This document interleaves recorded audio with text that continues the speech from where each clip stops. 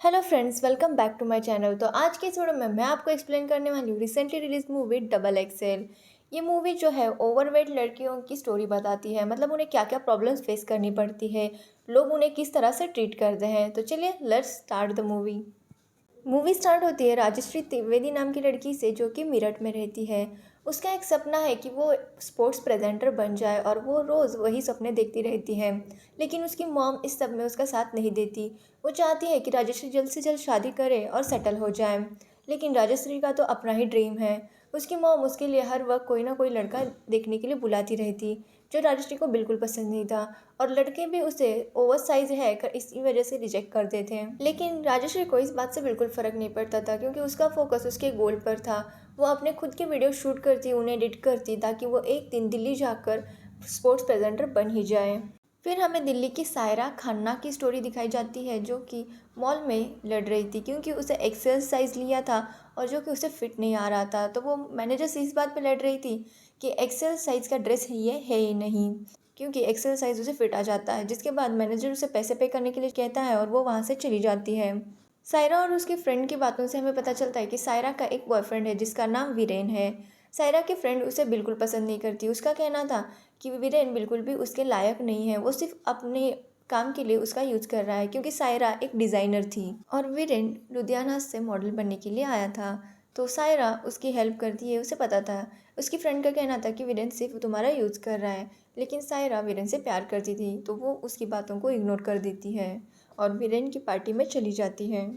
वीरेन के पार्टी में उसके फ्रेंड्स आए थे, जिनसे सायरा मिलती है। जब वो बातें सुनती है उनकी, तो उसे पता चलता है कि वो लोग भी वीरेन के बारे में वही सोचते हैं कि वीरेन सिर्फ सायरा का यूज़ कर रहा है। लेकिन वो उन सब बातों को इग्नोर करती है। तभी सायरा को उसके भाई का कॉल आता है। उसके भैया जिस चैनल पे काम करते थे, उन लोगों को सायरा का आइडिया बहुत अच्छा लगा था, इसलिए वो सायरा को स्पॉन्सर करना चाहते थे उसका ट्रैवल लॉग बनाने के लिए।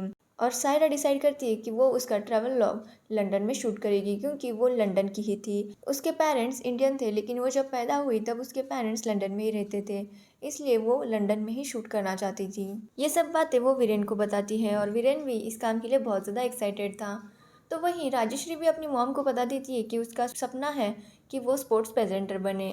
लेकिन उसकी माँ उस पर चिल्लाने लगती है कि तुम अभी 30 की होने वाली हो, और 30 के बाद उनकी उसकी मॉम का वज़न कम नहीं हुआ था, इसलिए वो चाहती थी कि 30 से पहले ही राजश्री की शादी हो जाए। लेकिन राजश्री उसे कन्विंस करती है। उसकी मॉम एक कंडीशन रखती है कि वो अपनी मासी के साथ ही रहेगी दिल्ली में, और अगर उसे ये जॉब नहीं मिली तो वो वापस घर आ जाएगी और अपनी शादी कर लेगी। इसलिए राजश्री उन्हें हाँ कर देती है और दिल्ली के लिए चली जाती है। दिल्ली वो अपने मौसी के साथ ही रहती है। तो दूसरी तरफ सायरा का भाई उसके लिए खाना लेकर आता है और वो उसे कहता है कि तुम्हें इतना बड़ा प्रोजेक्ट मिला है, तो तुम वीरेन के साथ जाके क्यों सेलिब्रेट नहीं करती। ये सुनने के बाद सायरा वीरेन के घर चली जाती है, उसके अपार्टमेंट में। वहाँ जाने पर वीरेन थोड़ा सा परेशान लगता है कि तभी एक वेटर आता है, जिसके बाद सायरा को पता चलता है वीरेन एक्चुअली अपार्टमेंट में अकेला नहीं था, एक लड़की भी है। जब वो देखती है तो वो और कोई नहीं बल्कि उसी की फ्रेंड थी, जो वीरेन के साथ थी। ये देखने के बाद सायरा बहुत गुस्सा करती है दोनों पर और वहाँ से चली आती है और रोने लगती है। दूसरे दिन राजश्री अपने इंटरव्यू के लिए चली जाती है, लेकिन उसका इंटरव्यू ही नहीं लिया जाता। उसे पता जाता है कि वो ओवर साइज़ है, जिसकी वजह से उसका इस जॉब में सिलेक्शन होगा ही नहीं। ये बात सुन के वो बहुत ज़्यादा गुस्सा करती है और कंपनी वालों को बहुत ज़्यादा बातें सुनाती है। वो कंपनी के ओनर को मिलना चाहती थी, लेकिन वो उसे कहती है कि वो यहाँ पर अवेलेबल नहीं है, वो लंदन में है। इसके बाद राजश्री चिल्लाने लगती है और वॉशरूम में जाकर ज़ोर ज़ोर से रोने लगती है। तो वही सायरा का ब्रेकअप हो चुका था और फोटोग्राफर और उसका डायरेक्टर ये सब वीरेन अरेंज करने वाला था, जो कि अब नहीं होगा। इसलिए सायरा परेशान थी। उसका भाई उसके लिए एक फ़ोटोग्राफर अरेंज करता है, लेकिन अभी भी उसके लिए डायरेक्ट करने वाला कोई चाहिए था। सायरा भी जाके वॉशरूम में रोने लगती है। वहीं पर उसकी मुलाकात राजश्री से होती है। दोनों अपना गम बांट लेती हैं और वहीं पर उनकी दोस्ती भी हो जाती है। राजश्री सायरा को उसके वीडियोस और ये सब बता दिखाती है कि वो कैसे अपना काम शूट करती थी, कैसे उसने इतना सारा नॉलेज इकट्ठा किया है। सायरा जब उसके वीडियोस देखती है तो वो उसे एज ए डायरेक्टर अपने काम के लिए रख लेती है। वो उससे कहती है कि वो उसके साथ लंदन चल सकती है, जिसके बाद उसे मेरठ जाके किसी लड़के से शादी नहीं करनी पड़ेगी। राजश्री भी इस बात को मान लेती है, क्योंकि उसे लगता है कि इसमें कुछ ना कुछ तो उसका अपॉर्चुनिटी मिल ही जाएगी, इसलिए वो भी उसके लिए हाँ कर देती है। वो अपनी मम्मी से झूठ बोलती है कि उसको जॉब मिल गई है और वो लंदन में अपने आगे के काम के लिए जाने वाले हैं।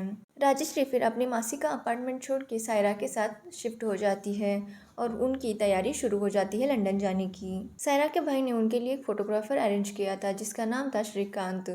वो अब वाइल्ड लाइफ फोटोग्राफर था और वो फैशन टाइप में फर्स्ट टाइम ही वर्क कर रहा था।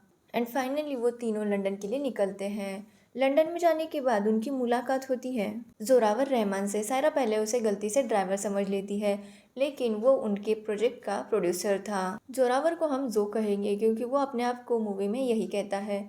जो उसे आइडिया देता है कि वो एक एक सेटअप नहीं बनाएंगे क्योंकि उनका बजट कम है शूट का। तो वो जो मॉडल्स मतलब जो लोग अवेलेबल है उस लोकेशन पे उन्हीं को एज अ मॉडल्स लेके शूट करेंगे। किसी भी ब्यूटीफुल प्लेस पे अगर कोई लड़कियां अवेलेबल है तो वो उन्हें रिक्वेस्ट करेंगे कि वो मॉडल बन जाए उनके लिए, और इस तरह से उनका काफ़ी सारा खर्चा बच जाएगा। सबको ये आइडिया बहुत पसंद आता है और वो इस तरह से बहुत से लोकेशन पर शूट करते हैं। एक्चुअली सायरा को लोकेशन के साथ मॉडल्स का शूट लेना था, मतलब लोकेशंस भी उसे अच्छे चाहिए थे, सिर्फ स्टूडियो में नहीं लेना था। उनका काम चल ही रहा था कि राजश्री जो को सायरा के बॉयफ्रेंड के बारे में बता देती है और अपने बारे में भी सब कुछ बता देती है। जो सायरा के लिए कुछ फील करने लगा था, तो वही श्रीकांत भी राजश्री के लिए सॉफ्ट कॉर्नर ले रहा था। जो राजश्री को सरप्राइज़ देता है, एक्चुअली उसने उसका इंटरव्यू प्लान किया था कि वो कपिल देव का इंटरव्यू लेगी। ये बात सुनते ही राजश्री बहुत खुश हो जाती है। एक्चुअली उसने कपिल देव से झूठ कहा था कि इनका एक एनजीओ है जिसके लिए ये इंटरव्यू लेना चाहते हैं, और ऐसे ही राजश्री का सपना पूरा हो जाता है। वो कपिल देव का इंटरव्यू लेती है और वो सब लोग इस इंटरव्यू को रिकॉर्ड करते हैं। कपिल देव राजश्री की बहुत तारीफ़ करते हैं कि उसका काम बहुत अच्छा है। ये बात सुन के राजश्री को पहली बार अपनी काबिलियत पे और ज़्यादा भरोसा हो जाता है। वो और ज़्यादा प्राउड फील करती है। वो अपनी मम्मी को इस बारे में बताती है, लेकिन उसकी मम्मी को इस बात का कोई फ़र्क नहीं पड़ता। उसकी मम्मी उस पर चिल्ला रही थी कि वो जल्द से जल्द घर वापस आ जाए, ताकि उन्होंने उसके लिए एक लड़का देखा है जिसका नाम योगेश था, उसके साथ वो उसकी शादी फिक्स कर सके। इस बात का राजेश को बहुत बुरा लगता है कि उसने इतनी बड़ी अचीवमेंट अचीव की है, लेकिन उसकी मम्मी को उसकी कोई कदर नहीं है। लेकिन रजिस्ट्री के अचीवमेंट को वो चारों मिलकर सेलिब्रेट करते हैं और उस दिन वो बहुत पीते हैं। रात को वो घर जा रहे थे तब उन्हें छाबड़ा दिखाई देता है, जो कि उसी कंपनी का ओनर था जहाँ पे रजिस्ट्री इंटरव्यू देने के लिए गई थी। तो वो सब डिसाइड करते हैं कि वो उसे राजश्री की कपिल देव वाली क्लिप दिखाएंगे ताकि उसे पता चल सके राजश्री कितनी टैलेंटेड है। राजश्री छाबड़ा से कहती है कि तुम्हारा क्राइटेरिया ही गलत है, साइज और काम का क्या लेना देना। राजश्री की वो क्लिप एक पेन ड्राइव में डाल के छाबड़ा को दे देते हैं, लेकिन गलती से पीने के नशे में वो कुछ और ही क्लिप उसकी दे देते हैं, जिसके बाद वो बहुत रोती है। सब लोग बहुत ही नाराज़ हो जाते हैं इस बात पर। सायरा राजश्री को मनाने की कोशिश करती है। वो उन दोनों में बातचीत होती है कि उन्हें साइज़ की वजह से कितने सारे प्रॉब्लम्स फेस करने पड़ते हैं। तभी उन्हें पार्क में बहुत सारी औरतें दिखाई देती है जो कि डिफरेंट डिफरेंट साइज़ में थी। कुछ काम करती थी, कुछ हाउसवाइफ थी, कुछ टीचर्स थी। तो हर एक की साइज़ डिफरेंट थी, बॉडी शेप डिफरेंट था। तो सायरा कहती है कि ये देखो ये औरतें क्यों नहीं मॉडल बन सकती, जिस पर राजश्री कहती है नहीं, मॉडल्स तो एकदम स्लिम होती है। इस बात पे सायरा को ध्यान आता है कि कितनी औरतें हैं जो डिफरेंट डिफरेंट साइज़ में हैं और उनके साइज़ के उन्हें कपड़े नहीं मिलते ब्रांडेड। इसलिए सायरा डिसाइड करती है कि वो इस तरह से कपड़े डिज़ाइन करेगी कि किसी भी साइज़ के लिए उन्हें वेयर करना अनकंफर्टेबल ना हो। और फिर सायरा अपना काम शुरू कर देती है। वो उन सारी साइज़ के औरतों को सिलेक्ट कर लेती है और उनसे ही मॉडलिंग करवाती है ताकि उसके कपड़े हर साइज़ की वुमेंस को फिट हो सके, हर साइज़ की वुमन को पहनने में कंफर्टेबल हो सके। और फिर इस तरह सायरा का जो है ट्रैवल व्लॉग कंप्लीट हो जाता है। तभी ट्रैवल व्लॉग कंप्लीट होने की खुशी में वो सेलिब्रेट करते हैं। तभी उसे जू अपनी मॉम से मिलवाता है। उसकी मॉम भी सायरा को बहुत अच्छी लगती है और जू की मॉम को भी सायरा बहुत अच्छी लगती है। जू सायरा की तरफ अट्रैक्टेड था। जू सायरा से प्यार करने लगा था। वही श्रीकांत भी राजश्री को पसंद करने लगा था, लेकिन वो दोनों अभी किसी रिलेशन के लिए तैयार नहीं थी। इसलिए वो दोनों उन दोनों को बता देते हैं कि अभी भी वो रिलेशनशिप के लिए रेडी नहीं है, वो पहले अपने गोल्स अचीव करेंगे। कि तभी राजश्री का जो वीडियो था जो उसने कपिल देव के साथ इंटरव्यू को शूट किया था वो वायरल हो जाता है। एक्चुअली जू ने उसे अपलोड किया था और उसे छाबड़ा से कॉल आता है। वो उन्हें बताता है कि वो उसकी जॉब के लिए सिलेक्टेड है, जिसके बाद रजश्री भी बहुत खुश हो जाती है। सब लोग दिल्ली वापस आ जाते हैं। राजश्री फिर अपने घर जाती है, तो उसकी माँ उसके लिए रिश्ता तैयार ही रखा था उसने। वो उसे कहती है कि योगेश को भी बुला लेंगे ताकि तुम्हारी शादी की बात फिक्स कर सकें।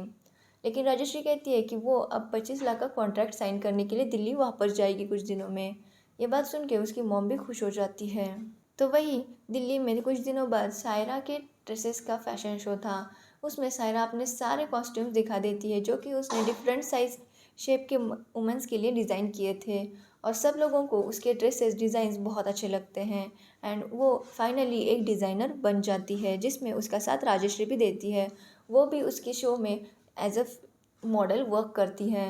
एंड फाइनली राजश्री और सायरा ने अपने गोल्स अचीव कर लिए थे और श्रीकांत और जू भी उन्हें इम्प्रेस करने में लगे हुए थे और इसी तरह से मूवी एंड हो जाती है। तो ये थी डबल एक्सल मूवी की स्टोरी। मूवी की स्टोरी इतनी अच्छी नहीं लगी मुझे, लेकिन इसमें जो टॉपिक उठाया गया है कि हम किस तरह लोगों को जज करते हैं, जैसे कि वो फैट है, वो थिन है, एक्सेट्रा एक्सेट्रा, मतलब आप कैसे भी दिखो लोग किसी ना किसी तरह से आपको जज करते ही हैं। तो उन सब को आपको इग्नोर करके बस अपने गोल पर फोकस करना चाहिए। यही लेसन ये मूवी हमें दिखाती है और किसी को भी इस तरह से हमें बुली नहीं करना चाहिए। तो अगर आपको ये एक्सप्लेनेशन अच्छा लगा हो तो वीडियो को लाइक कमेंट शेयर ज़रूर करना और हमारे चैनल को सब्सक्राइब करना बिल्कुल मत भूलना। Thanks for watching the video.